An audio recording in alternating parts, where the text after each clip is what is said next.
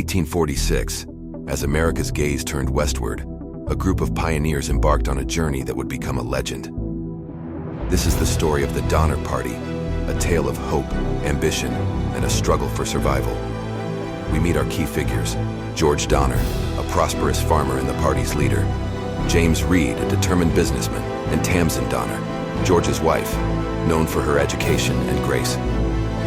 Along with others, they gathered, drawn by dreams of a better life in California. Here, in the bustling town of Springfield, Illinois, wagons were loaded with supplies from flour to farming tools. Families shared visions of golden California fields, unaware of the challenges ahead. The journey began in high spirits. Wagons rolled out of Independence, Missouri, the air filled with the sounds of creaking wood and hopeful chatter. Life on the Oregon Trail was a blend of awe and hardship. Days were spent navigating rough terrains, while nights brought campfire stories and shared meals. At Fort Laramie, a crossroads of the westward expansion, the party faced a crucial decision. Here they heard of Hastings Cutoff, a new route promising a shorter path to California. Despite warnings from seasoned travelers, the allure of saving time was tempting. Reed, particularly, was swayed by Lansford Hastings' claims, though he had never traveled the route himself. The Hastings Cutoff was no shortcut. Harsh terrains delayed the party, and doubts began to surface as wagons struggled through the rugged Wasatch Mountains. Each mile in the mountains was hard-won. The rough landscape took its toll on wagons and spirits alike. Precious time and resources were lost. The desert was a crucible. Blistering heat, vast salt flats, and scarce water tested the party's endurance.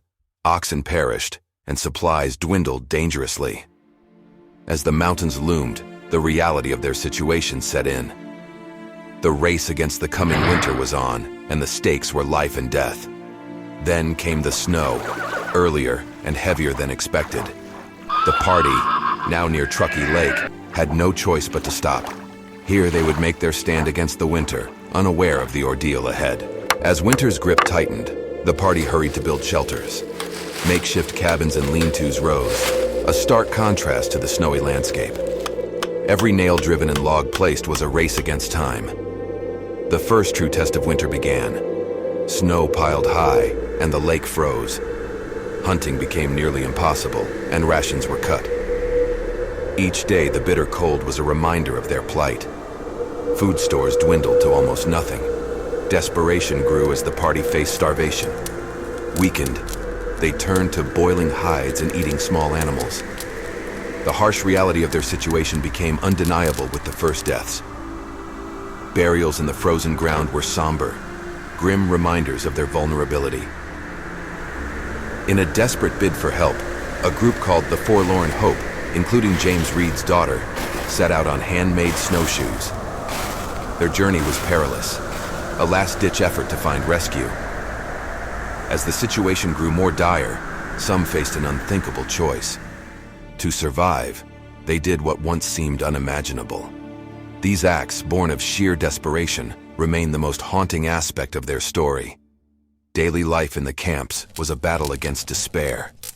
Amidst the suffering, there were moments of camaraderie, small acts of kindness, and shared dreams of rescue and warmth. Several party members attempted to cross the mountain barrier, seeking an escape from their snowy prison. Each attempt was met with failure, the mountains proving too formidable. After months, the first rescue party arrived. What they found was a scene of desolation, gaunt faces, and the remnants of a once hopeful group clinging to life. The rescue was fraught with challenges. The survivors, weak and barely able to walk, had to be carried out. Difficult decisions were made about who would go and who would stay. Over the following months, additional rescue parties made their way to the camps. Each trip was a struggle against the elements, a fight to bring more survivors to safety. The final rescue party arrived to find the last of the survivors. As they left the mountains, the landscape they had called home for so many harrowing months was left behind, a silent witness to their ordeal. George Donner, despite his role as leader, met a tragic end. Injured and weakened, he remained at the Alder Creek campsite. his death in the mountains marked a sorrowful close to his journey of hope and ambition. James Reed, though exiled from the party, survived against the odds.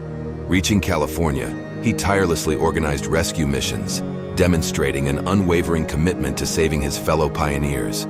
His life afterward in San Jose was marked by both success and the haunting memories of that winter. Tamsen Donner, remembered for her fortitude, chose to stay with her dying husband George. Her ultimate fate remains shrouded in mystery and tragedy, with rumors suggesting a grim end.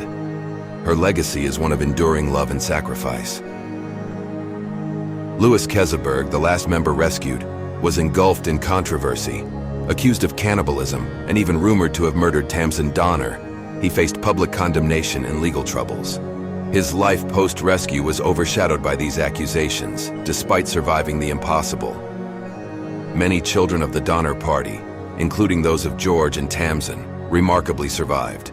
Their stories of resilience, growing up with the scars and memories of that winter, underscore the profound human capacity to endure and overcome. The individual stories of the Donner Party members weave a complex tapestry of human experience, from heroic survival to heartbreaking demise.